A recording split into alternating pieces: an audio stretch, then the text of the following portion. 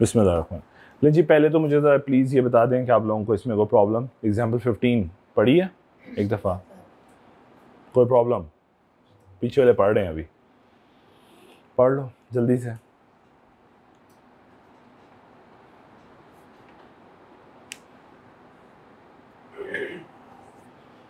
घर से पढ़ के आया करो जालमो।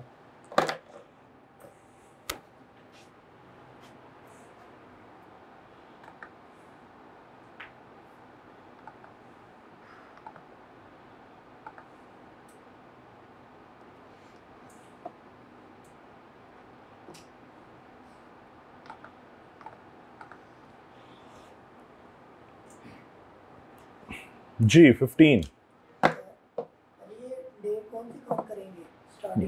कहाँ पे बेटे?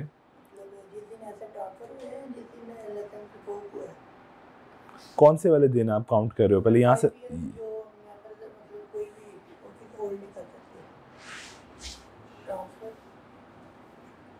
ठीक है, जिस दिन एसेट ट्रांसफर हुए हैं, ठीक है, उस दिन से 5 दिन। जी आगे एग्जाम्पल 15 क्लियर? प्रैक्टिस क्वेश्चन 7 बड़ा आसान सा था, मैं जल्दी से पढ़ देता हूँ। उसमें वो कहता है कि अल्फा एसोसिएट जो है वो it want to register itself as a limited company but does not wish to include the word limited. तो हमें पता है ये फीचर तो सिर्फ सेक्शन 42 की कंपनी को हासिल है। तो कहते हैं इन द कंपनीज एक्ट बताइए you are required to explain the condition that need to be satisfied before the commission में इशू इट्स अ लाइसेंस। कौन सी कंडीशन फुलफिल? वो शुरू वाली 4 कंडीशंस थी ना, वो and allow it to dispense with the word limited. तो हमें वही वाली 4 बातें शुरू के पैराग्राफ से, सारा पूरा टॉपिक नहीं लिखना बल्कि वो शुरू की जो 4 बातें थी, अगर आपको याद हो ये, हाँ एग्जैक्टली, इनकम डिविडेंड नहीं शेयर करना, ये वो बला बला। ठीक है जी, क्लियर? आसान सा सवाल है, पास पेपर के क्वेश्चन है, ये भी एक पास पेपर का क्वेश्चन है। Practice question 8, the license of CRA issued under section 42 of the company was revoked by the commission as the affair of CRA was conducted in a manner prejudicial to the public। अगर आपको ये reasons कल वाली याद हो तो ये एक लाइन उसमें लिखी हुई थी कि अगर आप ऐसे ऑपरेट कर रहे हैं कि वो प्रिजुडिशियल है, अपोज्ड है, अगेंस्ट द पब्लिक इंटरेस्ट है, तो आपका लाइसेंस रिवोक होगा। अंडर द कंपनी से briefly discuss the effect of revocation of license. यहाँ पे उसने सिर्फ ये पूछा कि रेवोकेशन के बाद वाले जो आफ्टर इफेक्ट्स हैं वो बता दें। तो वही जो भी आप डिस्कस करेंगे कि स्टॉप कर दें एक्टिविटी, डोनेशन नहीं लेने, पैसे नहीं इकट्ठे करने, याद आई बातें, और वाइंडिंग अप की तरफ जाना है। ठीक है जी, एग्जैक्टली, और 90 डेज में वो ऐसे ट्रांसफर करने हैं। तो सारी बातें उसने वही लिखी हुई हैं। क्लियर? तो आई कैप के पास पेपर में पूरा टॉपिक जरूरी नहीं है कि आपसे टेस्ट हो, आपसे उस टॉपिक का कोई पोर्शन भी टेस्ट हो सकता है। सो इसलिए बड़े केयरफुली आपने रिक्वायरमेंट समझनी है कि वो आपसे पूछना क्या चाह रहा है। क्लियर? चलें आगे चलते हैं। क्वेश्चन नंबर 9 था जी, identify any 4 criteria on the basis of which a company formed under 42 different from any other limited company. जी दूसरी से डिफरेंट है, क्या क्या हो सकती हैं रीजंस? ये तो एक तो लिमिटेड कंपनी है, ठीक है, और इसके अलावा कोई और कंपनी नहीं बन सकती, पहली option. It can only be formed as a public company. दूसरी, डिविडेंड डिस्ट्रीब्यूट नहीं करेंगे, सिर्फ अपने मकसद के लिए इस्तेमाल करेंगे। ठीक है, और बताइए, लाइसेंस ओरिएंटेड है, आपको लाइसेंस लेना पड़ेगा। The promoter shall have to apply to the commission for the license to permit the association to be registered with the. इसका मतलब ये लाइसेंस बेस्ड कंपनी है, इसलिए बाकी कंपनियों में लाइसेंस की जरूरत, वो जो ही इनकॉर्पोरेट होती हैं वो अपने काम शुरू कर देती हैं, ये वाली को लाइसेंस लेना पड़ेगा फिर काम करे। जी कुछ सर, जो मेंबर है अगर वो किसी फ्रॉडुलेंट एक्टिविटी में इन्वॉल्व हो तो अगले 5 साल तक। ट्रू, लेकिन बेटे सब बाकियों में भी मार पड़ी जाती है, जैसे एनबीएफसी है उसमें भी तो मार पड़ जाती है, इसलिए वो वाली बात शायद डिफरेंशियल बात नहीं होगी। और देखते हैं क्या है, लाइसेंस ग्रांटेड, ये तो स्पेसिफाई, ये तो बहुत ही बोंगी बात वैसे आंसर में लिखी है, doesn't may be granted such condition for which. Okay, एक और चीज, इसकी जो भी लाइसेंसिंग रिक्वायरमेंट है वो एमओए एओए में लिखी जाती है, जबकि बाकियों के केस में ऐसा कुछ है ही नहीं। ठीक है, सो रियलिस्टिकली आप कौन सा बोल रहे हो बेटा पॉइंट, आप बताओ। अच्छा, मेंबर को 5 साल के लिए नहीं, मेरा ख्याल है बेटे वो ना डालो। वैसे है, देखो किसी और कंपनी के अंदर मेंबर के ऊपर ये रिस्ट्रिक्शन नहीं है, आप बिल्कुल सही पहुंचे हो, राइट वे है। ये वाले भी ऐड कर सकते हैं कि अगर एक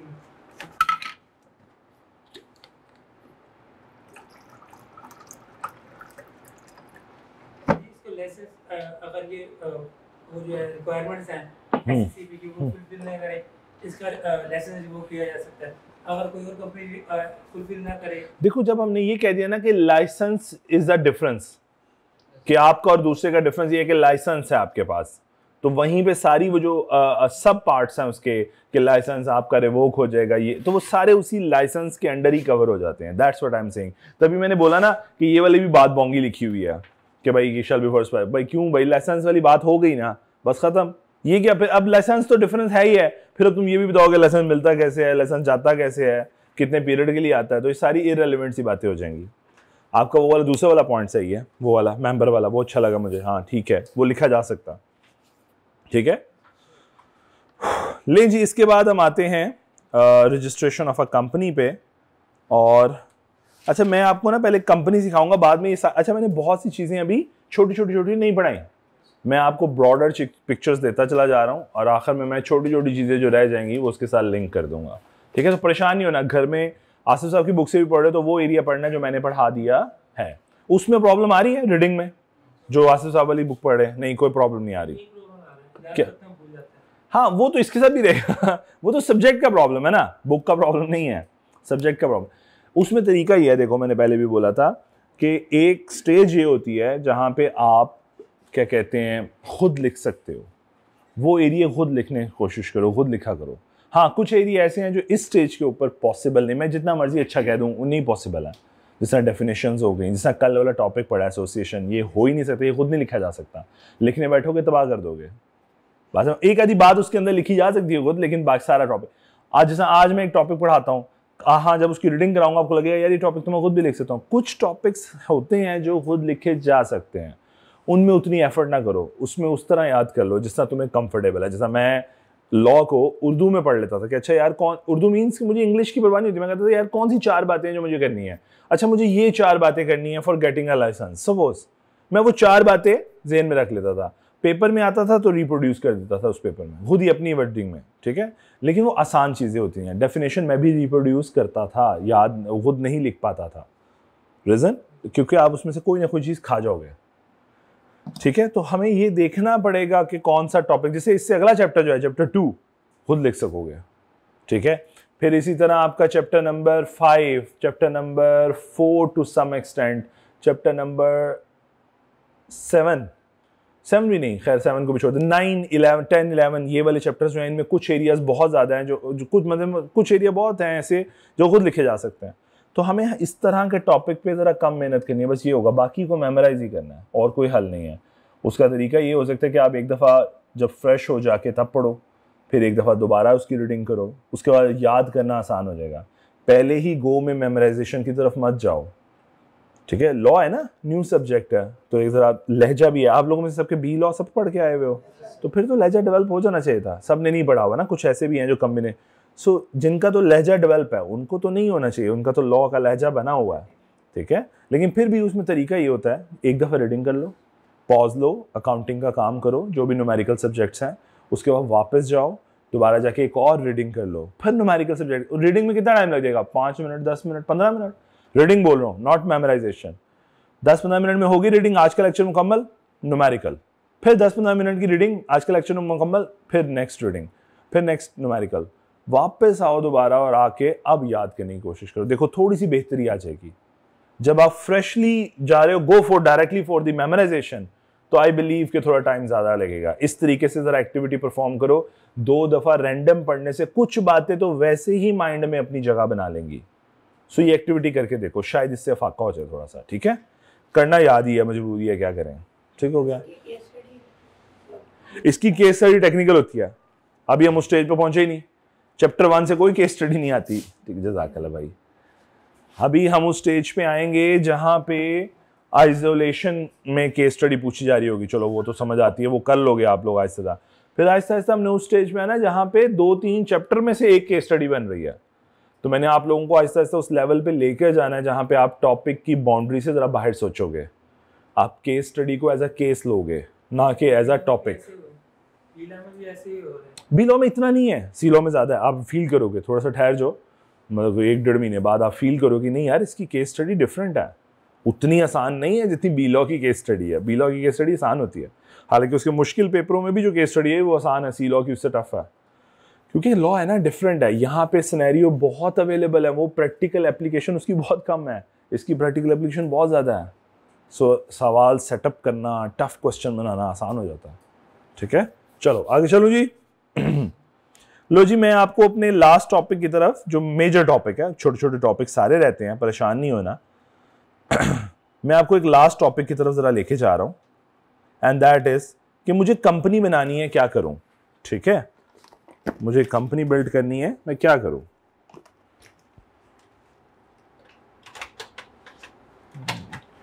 कंपनी बनाने के लिए सबसे पहला इंपॉर्टेंट काम जनाब, नाम चाहिए बेबी का। ठीक है, कंपनी का नाम चाहिए। एक मिनट जी, मैं इसको सेटअप कर लूं। तो सबसे कंपनी को बनाने के लिए सबसे पहला काम होता है नाम का। क्या आप नाम रिजर्व करवा लो जी। सो नाम रिजर्व कराने का तरीका ये आसान तरीका बता रहा हूं। आप नेम चूज करते हो कंपनी की अवेलेबल साइट पे। जिस तरह फॉर एग्जांपल ये देखो, मैं आपको एक मजेदार चीज सिखा भी देता हूं ना साथ साथ के, ताकि आपके ज़हनों में नक्श बैठ जाएगा, अगर तो इंसानों की तरह नेट चलता रहा तो। ठीक है,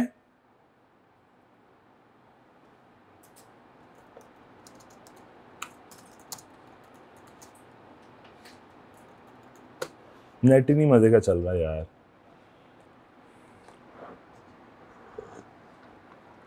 ये सर्च कंपनी, ये देखो आपके सामने एक डायलॉग बॉक्स ओपन हो गया। बताओ जी कंपनी का नाम क्या रखना है, बोलो, कोई भी नाम बोलो, बोलो कोई भी। तुम्हें एक तरीका सिखा रहा हूं, जल्दी बोलो नाम। अब बोल दो, हैं बोल, कुछ भी बोल दो खुदा के बंदो, मैं तुम हिस्सा ले।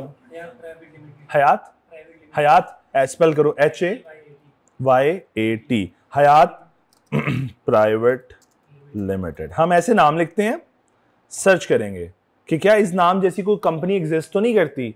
उसने कहा जनाब ऐसी कोई कंपनी एग्जिस्ट, लेकिन हम फिर एक दफा चेक करेंगे प्राइवेट को हटा के, जरा चेक कर लेते ना हयात के नाम से कोई चीज एग्जिस्ट करती है।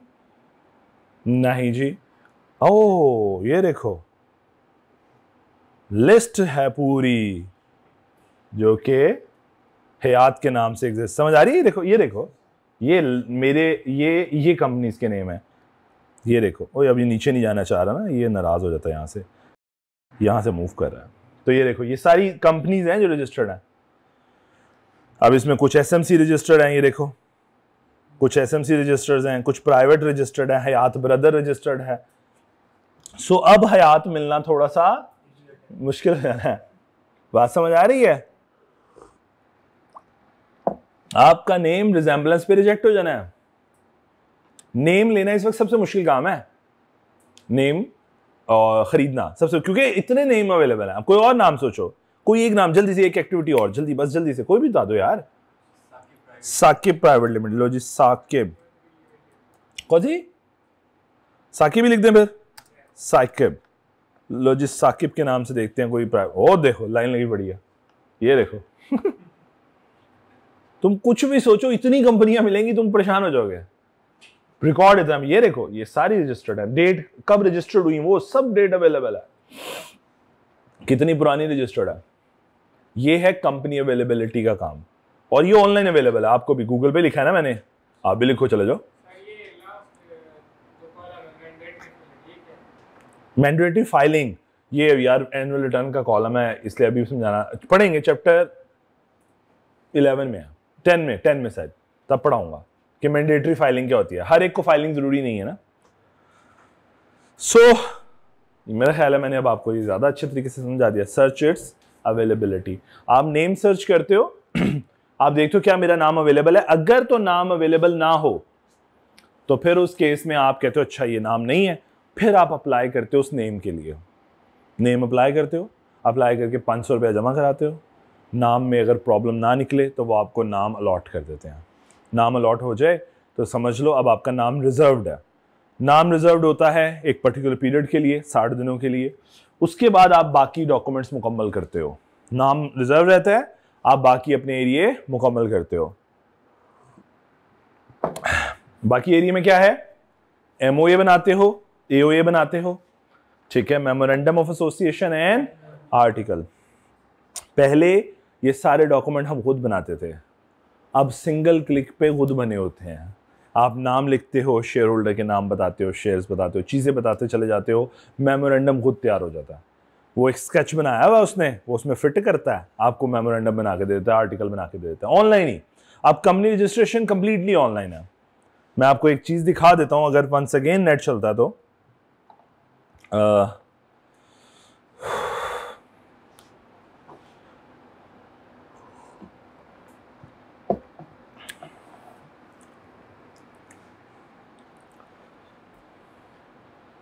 शायद चल जाए, नेट पे भी डिपेंड कर रहा है ना, नेट अच्छा चले तो हम।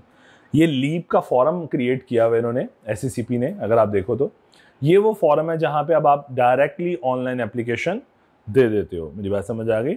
आप अपने लॉगिन करते हो अपने डिटेल्स को और वहां पे जाके कंपनी, बेचारा फौत हो गया, नेट का ना इस रूम्स में बहुत इशू है। ये आ गया, ये देखो लॉगिन्स हैं। अगर फॉर एग्जांपल मैं यहाँ पे किसी 2 मिनट के लिए आप लोगों की स्क्रीन बंद करके किसी क्लाइंट का लॉगिन करके दिखा देता हूँ आपको, ठीक है? जस्ट अ मिनट, 1 मिनट रुको, मैं किसी क्लाइंट के लॉगिन्स देख लूँ ना। इस तरह ज़रा थोड़ा सा गलत हो जाएगा, आप लोगों के सामने लॉगिन डाल दिया तो। आप लोगों के सामने नहीं, खैर वो कैमरे में रिकॉर्ड हो जाता तो फिर वो मसला होता है। 1 मिनट रुकिए, मैं आपको अभी कोई, ताकि आप लोगों को ज़रा समझ आए कि आप लोग कर क्या रहे हो।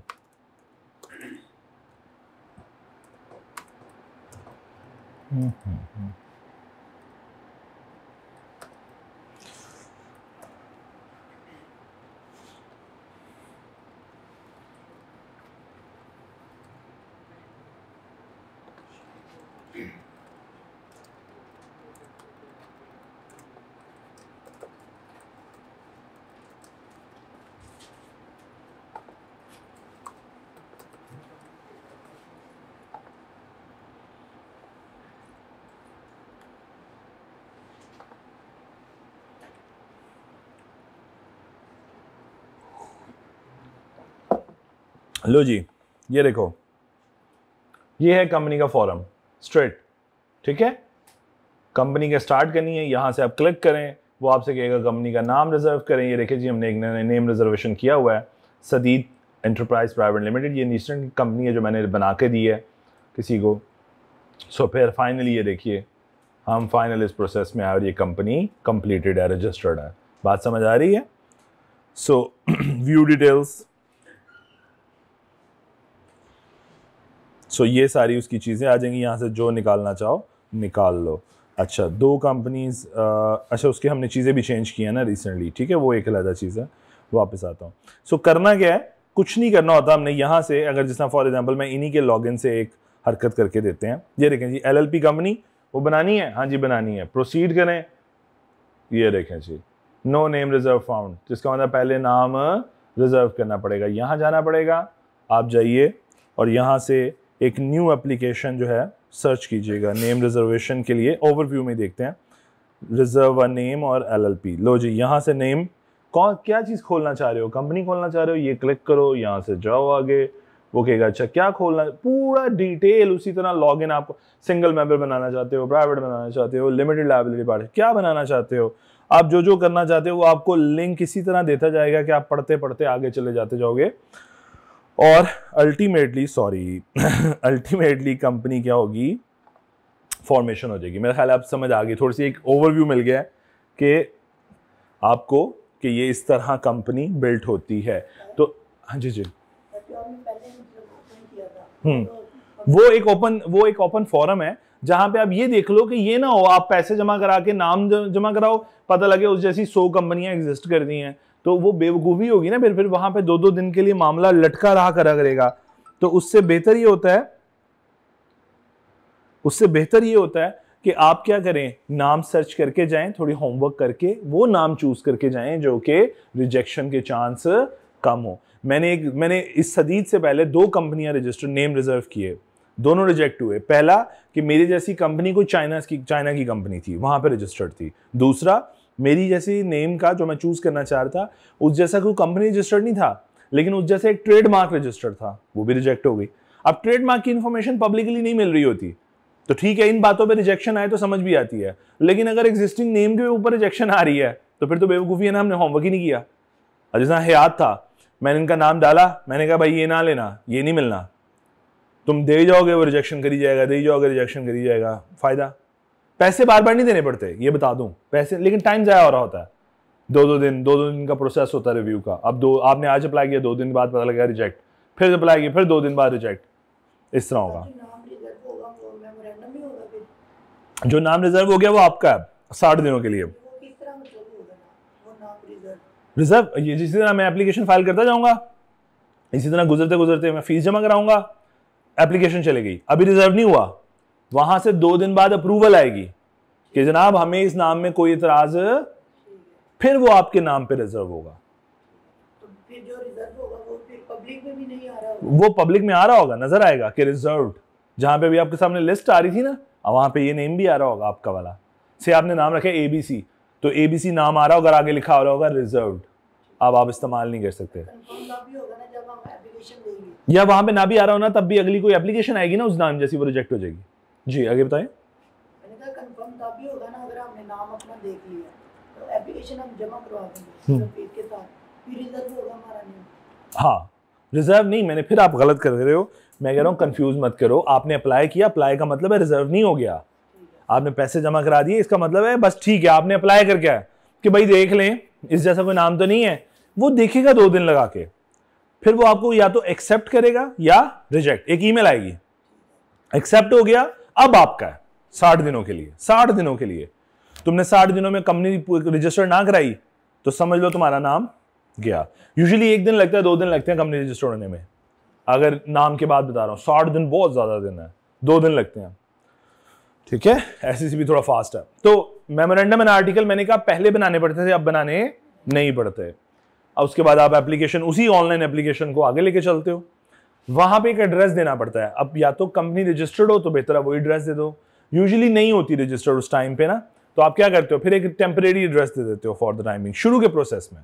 बाद में तो आप परमानेंट एड्रेस देते हो, सो आप एक एड्रेस दे देते हो टिल RO एस्टैब्लिश, जब तक RO एस्टैब्लिश नहीं किया हुआ।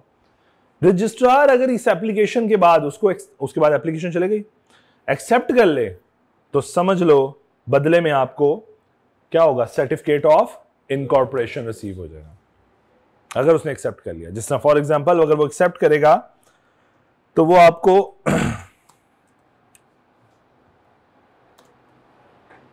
ये लेटर भिजवाएगा, security and exchange commission of Pakistan, company registration office, certificate of incorporation under section 16 of companies act, ये इनका यूनिक आइडेंटिफिकेशन नंबर है, CNIC।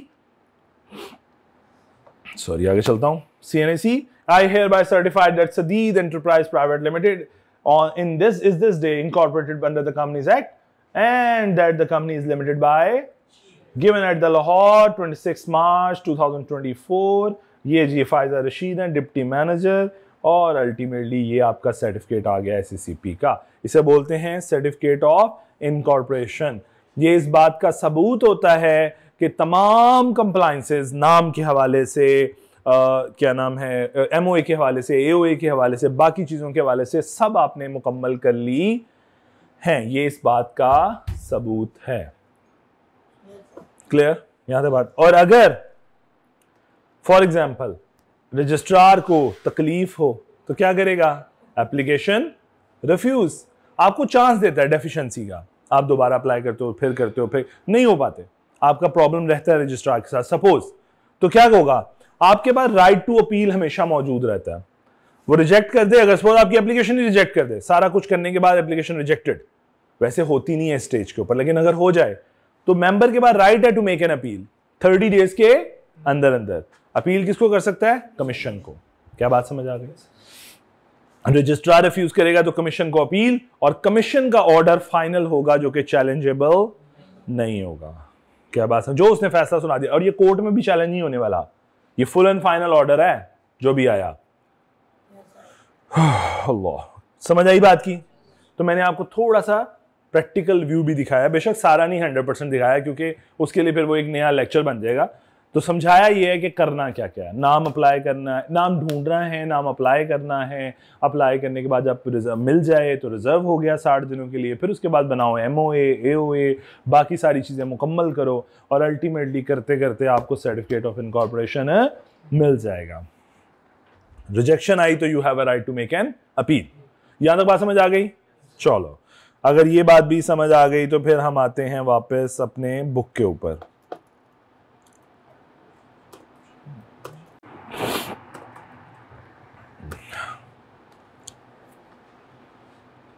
अच्छा जी, एक मिनट रुकिएगा, अब मैंने आपको ये वाला तरीका भी सिखा दिया ना। अच्छा चलें, अब जरा जल्दी जल्दी कुछ चीजें जो हमने पढ़ी भी हुई हैं पहले और दोबारा जरा पढ़ रहे हैं, ठीक है? बल्कि अब ये भी पढ़ ही लेते हैं बीच में, क्या इसको लेके चल, हाँ हमारे पास टाइम है। Registration of a company, obligation to register as a company. बेटा देखो, पार्टनरशिप एक्ट आप लोगों ने पढ़ा, उसके अंदर एक बात पढ़ी थी कि यार पार्टनरशिप में जितने मर्जी पार्टनर रखो, लेकिन का पार्टनरशिप में लिखा हुआ था यार हमें तकलीफ नहीं है, तकलीफ कंपनीज एक्ट को है कि maximum number of member would be 20, इससे ज्यादा नहीं होंगे, ये बात वहां पे बताई जाती थी। तो कंपनीज एक्ट को क्या तकलीफ है? कंपनीज एक्ट को इस सेक्शन 9 में तकलीफ है। वो कहता है कि नो एसोसिएशन, पार्टनरशिप और entity consist of more than 20% shall be formed for the purpose of carrying on a business, ठीक है, ये आगे मैं छोड़ के भी पढ़ रहा हूं, unless it is registered as a company, मतलब 20 से ज्यादा पार्टनर नहीं होंगे। अगर काम करना चाहते हैं तो कंपनी बनाए, पार्टनरशिप नहीं चलेगी, कोई एसोसिएशन नहीं चलेगी। That has for its object the acquisition of gain by the association, partnership or entity or by individual member thereof, मतलब ऑब्जेक्ट क्या है? पैसे कमाना, प्रॉफिट ओरिएंटेड। तो कहता है अगर पार्टनरशिप, कोई पार्टनरशिप नहीं चल सकती अगर 20 से ज्यादा मेंबर हो, अगर काम करना चाहते हैं तो क्या रजिस्टर होए एज अ कंपनी। हाँ हाँ जी बिल्कुल हो सकते हैं, आपकी चार्टर्ड अकाउंटेंट फर्म क्यों है? जरा सोचो सोचो, उनको क्यों नहीं कंपनी बनाने की? चलो बाकी लॉयर को छोड़ो, लॉयर तुम्हारा नहीं है, चार्टर्ड अकाउंटेंट को फर्म बनाने की इजाजत क्यों नहीं मिल रही? सॉरी, कंपनी बनाने की क्यों नहीं रिस्ट्रिक्शन लग रही? ये कोई लॉजिक नहीं है बेटे, ये कोई, वो तो फिर मैं कह देता हूँ आईटी सर्विस वाले भी, आईटी सेक्टर वाले भी कंपनी नहीं बनाए, पार्टनरशिप बना लें, वो भी तो सर्विस रेंडर्ड बिजनेस है। क्या क्या क्या बोलो, कंट्रीब्यूट करो, खुद ऑडिट करेंगे। किस चीज का ऑडिट? तो वैसे यही तो सर्विस है, ऑडिट है, टैक्स है या कंसल्टेंसी है। लेकिन जरा सोचो, क्यों पढ़ा हुआ है हमने। एग्जैक्टली, बोलो बोलो, इसको एक्सप्रेस करो, अब जरा एक्सप्रेस करो। देखो, कंपनी के केस में तुम कहते हो कि company would be liable, members company के लिए रिस्पॉन्सिबल नहीं होंगे। कंपनी की सेपरेट लीगल आइडेंटिटी है। जब तुम ये कह देते हो और अगर ऑडिटर को इजाजत दे दी कि वो कंपनी बना ले, तो होगा क्या? गलत रिपोर्ट साइन होंगी, सपोज गलत काम होंगे, इलीगल प्रैक्टिसेस, अनएथिकल प्रैक्टिसेस, तो आखिर में क्या कहा जाएगा? मैं तो जिम्मेदार नहीं हूं, कंपनी जिम्मेदार है। समझ आ रही है बात? कि अगर कंपनी के नेम पे साइनिंग हो रही हो तो मेरा बेशक बड़ी बेतुकी सी लॉजिक है, लेकिन मैं समझा ही रहा हूं कि क्या उस तरह करेंगे, फिर कंपनी के नेम पे साइनिंग करेंगे? नहीं नहीं, ये हो नहीं सकता। इसीलिए फिर इस तरह इजाजत दी गई या रिस्ट्रिक्शन लगाई गई कि नहीं, तुमने नहीं रजिस्टर्ड होना कंपनी, अनलेस तुम्हारे बायलॉज तुम्हें इजाजत दे। तो आईकैप के बायलॉज में तो इजाजत नहीं है। वो तो कहता है कि अगर फर्म बनानी है तो पहले 1932 के अंडर जाके फर्म रजिस्टर करो। वो जब रजिस्टर हो जाए वहां से तुम्हें मिलेगा फॉर्म सी। वो फॉर्म सी लेके मेरे पास आओ, फिर मैं तुम्हें रजिस्टर कर दूंगा, फिर मैं तुम्हें लाइसेंस दे दूंगा। ये इस तरीके से है। हमारी फर्म 1932 में रजिस्टर्ड होती है। आईकैप से तो सिर्फ लाइसेंस मिलता है, क्योंकि we are license based firm. ICAP सिर्फ लाइसेंस देता है। बात समझ आ रही है? और आईकैप की कोई रॉकेट साइंस नहीं है मतलब देने की। आईकैप वही फॉर्म सी लेता है आपसे चीजें लेता है, पैसे लेता है और आपको रिजेक्शन नहीं करता। कोई रिजेक्शन नहीं है उसके ऊपर, क्योंकि नेम आप पहले अवेलेबल करते हो, कंफर्म करते हो आईकैप से कि ये नाम इजाजत है कि नहीं, फिर आप जाते हो उस तरफ। आज समझ आई? क्योंकि सारे नाम जरूरी नहीं आईकैप। अच्छा, आईकैप सारे फिक्टिशियस नेम रखने की इजाजत नहीं देता, आपको पता है इस बात का? जितनी भी फर्म्स हैं वो पार्टनर्स के नाम पे हैं। अगर आप देखो, कोई फर्म फिक्टिशियस नेम पे नहीं है, कोई भी उठा के देख लो। इवन जैसा KPMG है, क्या उसका नाम है असल? तासीर हादी एंड कंपनी। सलमान तसीर की जो थी, तो आप अपने नेम पे रख सकते हो कंपनी। आप first name, last name, abbreviation जो मर्जी करो। ये AF फर्ग्यूसन भी in fact AF is the name, A is the name, F and जो भी, मुझे नहीं पता क्या नाम है, एंडरसन है, पता नहीं क्या नाम, जो भी है मुझे नहीं पता, मैं आप सर्च कर लेना। इसकी क्या वजह? उसकी वजह है कि पता नहीं ICAP है, उसकी मुझे कोई लॉजिक नहीं पता। समटाइम आप बड़ा अच्छा नाम सोच रहे हो तो, लेकिन इजाज़त ही नहीं है। आप या तो अपना नाम रख सकते हो या अपने नाम के एब्रीवेशन रख सकते हो, सिंपल। जिस तरह और कौन कौन सी हैं आजकल बड़ी अजीब हैं, जिस तरह मेरे ज़हन में एक है यूसुफ आदिल, ये यूसुफ आदिल सलीम थी पहले, फिर यूसुफ आदिल हो गई, ठीक है, तो ये नेम है ये दोनों। फिर इसी तरह और कौन सी है आज, हाँ टैगम, आपने नाम सुना होगा, टैगम क्या थी, तारिक, अब्दुल गनी एंड मकबूल, शायद इस तरह थी कुछ, मतलब 4 लोग हैं, ठीक है, जिन्होंने मिलकर फॉर्म बनाई, तो उन्होंने अपने नाम का फर्स्ट लेटर यूज कर लिया, तो ठीक है, आगे चलता हूँ। लो जी, unless it is registered as a company and any violation shall be punishable as mention below. Example 16 पढ़िए बेटे प्लीज जल्दी से।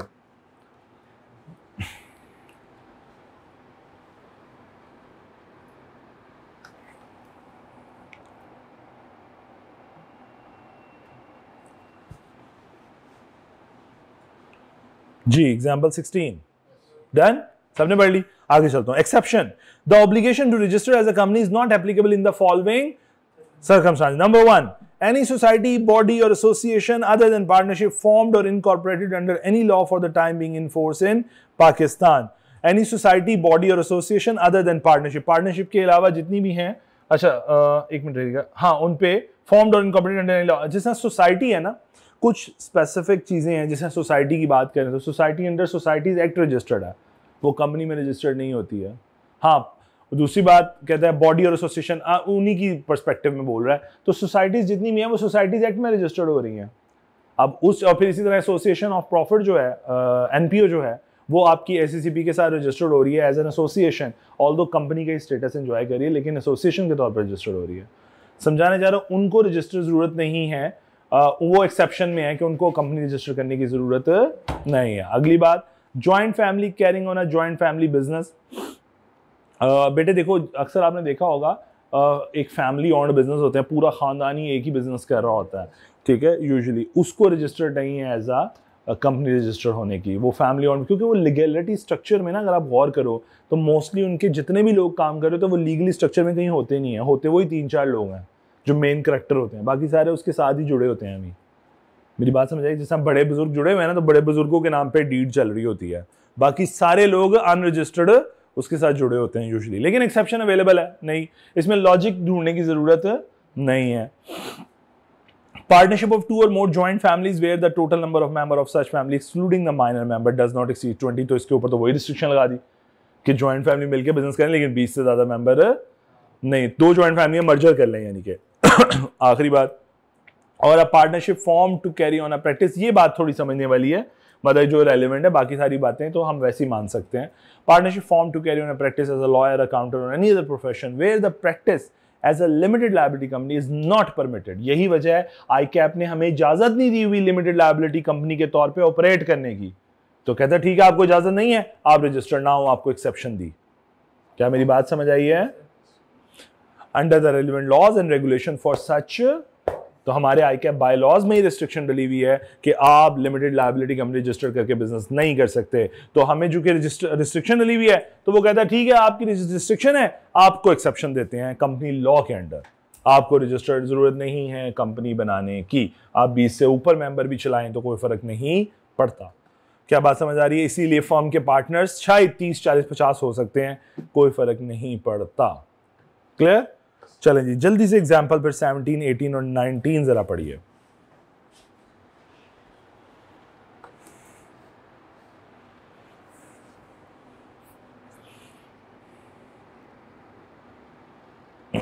इसके बाद आपकी रिकॉर्डिंग है कितने बजे?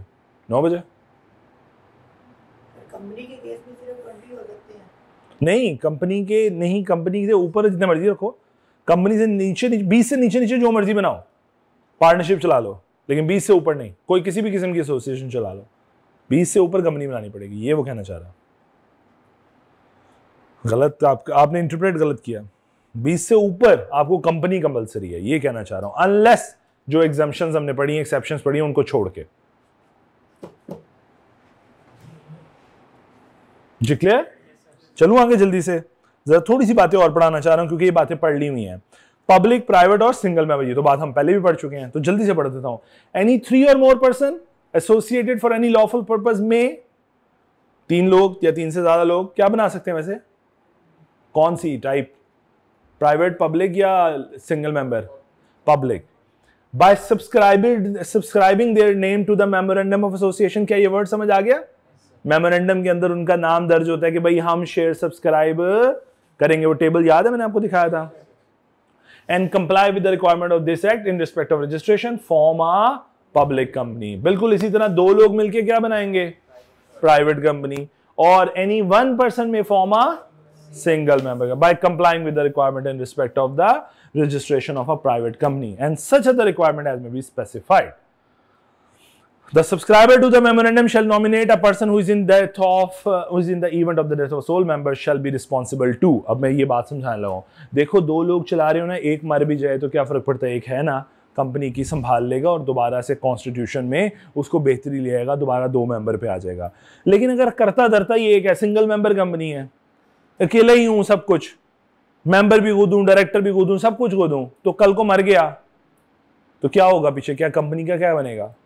तो इसीलिए किसी को नॉमिनेट कर दूं कि अगर मैं मर गया तो वक्ती तौर पर ये टेक केयर करेगा, केयर टेकर जिसे बोलते हैं, केयर टेकर होगा।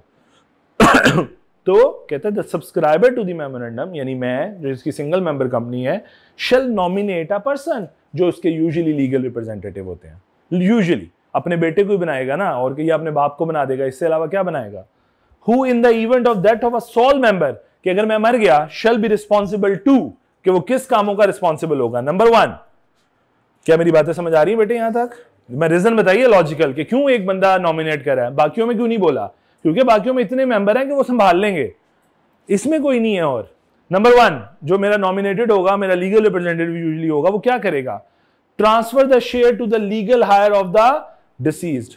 मेरे जो सारी प्रॉपर्टी है वो मेरी विरासत किसको ट्रांसफर करेगा? Legal representative. अगर वो खुद ही है तो अपने आप को, सीधी सी बात है, खुद ही है तो अपने आप को, नहीं तो अगर ये है, सपोज ये मेरा वकील था बहुत अच्छा ट्रस्टवर्दी वकील, तो मैंने इसको नॉमिनेट कर दिया, अब इसका काम ये है कि ये मेरे बच्चों के नाम पे सारी प्रॉपर्टी को ट्रांसफर करेगा। Subject to decease subject to succession to be determined under the Islamic law of inheritance, Islamic कवानीन के, वो जो शरीयत के कवानीन है उसके मुताबिक। And in case of a non Muslim member, अगर मैं फॉर एग्जांपल मैं मुसलमान नहीं हूं, as per their respective law, तो जो उनका लॉ कहता है रिस्पेक्टिव उनके रिलीजन के मुताबिक। Number 1, and manage the affair of the company as a trustee, संभाल के रखेगा, मेरी फर्म को चलाता, कंपनी को चलाता रहेगा, till such time the titles of shares are transferred, जब तक ये मेरी जो विरासत है मेरे बच्चों को ट्रांसफर नहीं हो जाती और वो लीगल रिप्रेजेंटेटिव जो एक्चुअली ऑनर नहीं बन जाते। जब वो ऑनर बन गए, इसका रोल खत्म। क्या बात समझ आ रही है? फिर वो किसी को नॉमिनेट करेंगे, हो सकता है वो भी इसी पे ट्रस्ट करें, इसी को नॉमिनेट कर दें, लेकिन हो सकता है वो किसी और को नॉमिनेट करेंगे। Is that clear? Provided that where such transfer is made to more than one legal hire, the share shall cease to be a single member company and comply with the provision relevant to conversion to a private company. देखो बेटा, मैं single member चला रहा था, चला गया दुनिया से, बच्चे 2 हैं, तो प्रॉपर्टी किनको ट्रांसफर होगी? आप कितने लोग मेंबर बन गए कंपनी के? तो टेक्निकली ये सिंगल मेंबर रही ही ना, ये क्या बननी चाहिए? इसका मतलब कंपनी को अपना स्टेटस चेंज। सो कहता है जहां ये ट्रांसफर हो रही है एक से ज्यादा लीगल हायर को, the company shall cease to be a single member, company single member नहीं कहलाएगी, ना रहेगी। And comply with the provision relating to conversion to a, तो ये ऐसे समझा जाएगा जैसे प्राइवेट कंपनी किसमें कन्वर्ट हो रही, सिंगल मेंबर कंपनी किसमें कन्वर्ट हो रही है? प्राइवेट कंपनी है। तो आपको जो रिक्वायरमेंट पूरी करनी है आपको वो पूरी करनी पड़ेगी, बाय फोर्स करनी पड़ेगी, इम्पोज हो जाएगा ना, क्योंकि 2 बंदे बन गए आगे मेंबर। क्या बात पक्की बात है? सबको समझ आई है? चल रहा हूं आगे। जी जी, सवाल जल्दी पूछिए, जल्दी पूछिए। जी पूछिए बेटे। क्वेश्चन नहीं? कोई क्वेश्चन नहीं।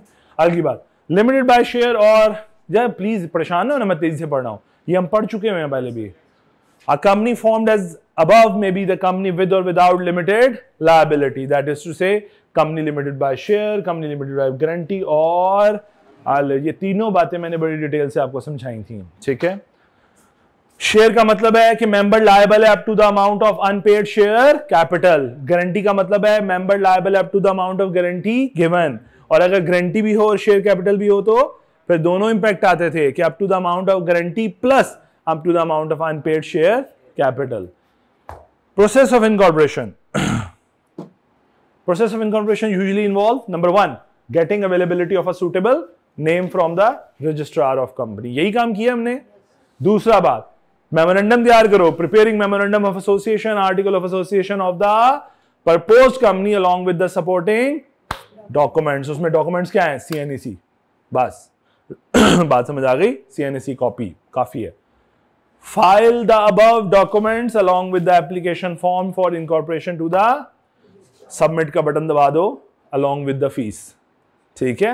अगली बात, registrar shall issue a certificate of incorporation of the company upon being satisfied that all the requirements have been।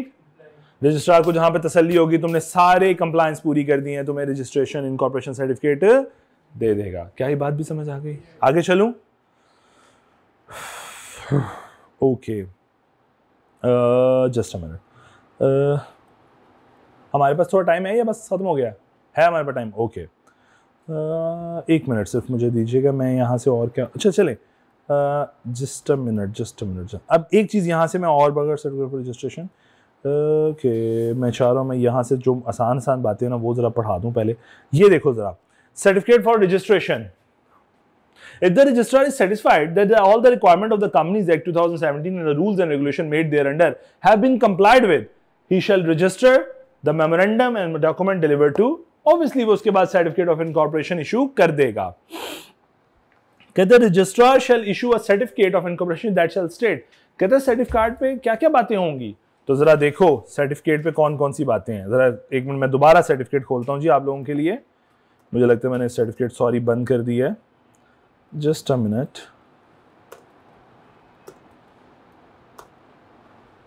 ये देखें जी, सर्टिफिकेट पे कौन कौन सी बातें हैं, साथ साथ हम अपना डॉक्यूमेंट खोलते हैं, साथ साथ हम जरा ये कहते हैं, देखो the name and registration number of the company, नाम भी है रजिस्ट्रेशन नंबर भी है। अगली बात, the date of its incorporation, ये देखो ये लिखी हुई है 26 मार्च 2024। अगली बात, whether it is a private or a public company, तो इतना बड़ा बड़ा करके लिखा हुआ है, whether it is a limited or unlimited company, और if it is limited, whether it is limited by share or limited by, तो ये देखो इतनी बड़ी बड़ी करके limited by share, सॉरी ये ऊपर नीचे होता रहता है, एक मिनट जी, ये देखो and that the company is limited by, क्या ये सारी बातें वही नहीं है? आप समझ आई हैं थोड़ी सी बातें? So certificate to be a conclusive evidence, ये मैंने भी कहा ये सबूत है इस बात का कि तुमने सारी compliance. The certificate shall be signed by the registrar and authenticated by the registrar official seal. Registrar के साइन, ऑफिशियल सील। क्या बात समझ आ गई? अगली बात, the certificate shall be conclusive evidence, that हतमी नतीजा है, ये हतमी एविडेंस है, that the requirement of companies act as to the registration, की जितनी भी रिक्वायरमेंट थी कंपनी की रजिस्ट्रेशन के हवाले से have been complied with, पूरी हो चुकी हैं, and that the company is duly registered under the act, और ये कंपनी रजिस्टर्ड हो चुकी है। कुछ पल्ले बड़ी बातें समझ भी आई, ये कंपनी कैसे बनती है। बस यहीं पे इख्तिताम करते हैं, इंशाल्लाह यहीं से आगाज करूंगा। अल्लाह ताला से पसंद, जो मैंने रेलेवेंट बातें पढ़ाई हैं वो अपनी बुक में, आसिफ की बुक से पढ़िएगा, कोई बात ना समझ आए कल मुझसे पूछिएगा, ठीक है। लेकिन जो प्रोसेस मैंने अभी नहीं पढ़ाया, जितना मैंने कुछ प्रोसेस स्किप कराए हैं वो नहीं पढ़ने प्लीज, अभी मैंने बहुत चीजें स्किप कराई हैं, ठीक है। मैंने आपकी ना तरतीब सही रखी है कि चलो यार तरतीब में पहले जो रजिस्ट्रेशन मुकम्मल कर लें, उसके बाद इफ बट पढ़ेंगे।